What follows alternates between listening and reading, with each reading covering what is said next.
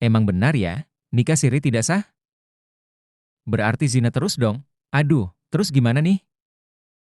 Rugi dong. Sebenarnya teman-teman sekalian, mau pernikahan itu pernikahan resmi yang tercatat di KUA ataupun pernikahannya itu adalah pernikahan siri, asalkan cukup syarat dan rukunnya menurut agama, maka pernikahan itu sudah sah dan diakui secara agama.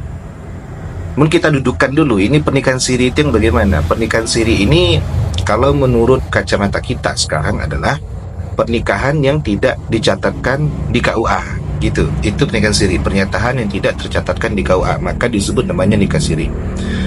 Nah, pernikahan siri ini apakah ada manfaatnya? Sebenarnya kalau ditanya manfaat, intinya kalau sudah menikah, maka seseorang sudah melindungi dirinya dari satu perbuatan dosa. Namun secara legalitas negara, pernikahan siri ini sebaiknya teman-teman dihindari saja. Jangan sampai teman-teman melakukan pernikahan siri. Sebab kenapa? Mudaratnya, mafsadatnya, kerugiannya lebih besar jika teman-teman melakukan pernikahan secara siri atau tidak dicatatkan di kantor urusan agama. Apa saja sih sebenarnya kerugian-kerugian jika teman-teman tidak mencatatkan pernikahannya di KUA? Yang jelas pertama, teman-teman tidak mendapat legalitas hukum, tidak bisa membuktikan, tidak bisa memberikan bukti bahwasanya teman-teman menikah secara legalitas formal. Yang kedua, jika teman-teman tidak mencatatkan pernikahannya di KUA, maka yang paling dirugikan itu adalah istri atau perempuan. Kenapa? Ketika istri atau si perempuan ini na'udzubillah timbul silang sengketa dengan suaminya, maka yang menjadi efek terberat dari pernikahan siri ini adalah si perempuan tidak bisa mengajukan, tidak bisa mendapatkan warisan jika si suami meninggal dunia, atau si istri ini tidak bisa mendapatkan harta gonogini jika mereka nanti melakukan perceraian.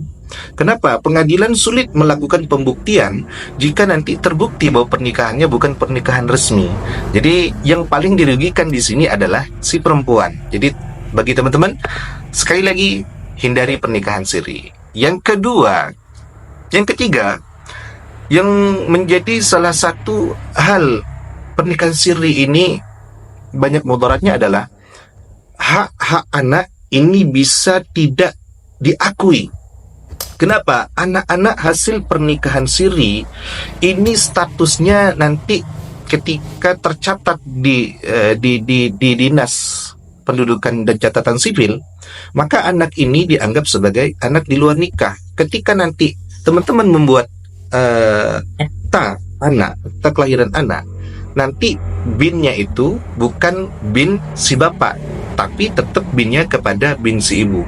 Ini kan kerugian. Ya, kita tahu sebenarnya anak itu adalah anak sah, tapi menurut legalitas negara, anak ini karena tidak pernikahan teman-teman karena tidak dicatatkan di KUA, maka pernikahan teman-teman dianggap sebagai pernikahan yang tidak bisa mendapatkan kepastian hukum. Selanjutnya, pernikahan siri atau pernikahan yang tidak dicatatkan di KUA itu lebih rentan rumah tangganya untuk goyang.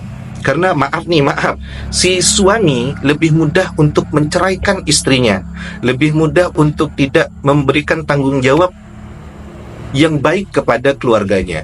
Makanya ketika terjadi perceraian di dalam pernikahan siri, ketika sudah terjadi perceraian menurut agama, maka sudah sah putus itu.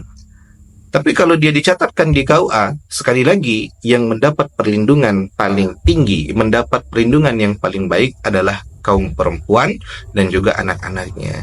Jadi teman-teman, ayo mari kita biasakan, ajak teman-teman, ajak keluarga, ajak saudara, jangan biasakan untuk menikah siri. Nah, tapi kebanyakan teman-teman di masyarakat, kenapa kok orang bisa banyak melakukan pernikahan siri? Penyebabnya antara lain karena hamil di luar nikah, karena ada masalah ekonomi, yang ketiga karena menganggap tidak penting pernikahan dicatatkan di KUA. InsyaAllah penjelasan dari ketiga ini akan kita jelaskan pada video selanjutnya. Terima kasih. Assalamualaikum warahmatullahi wabarakatuh.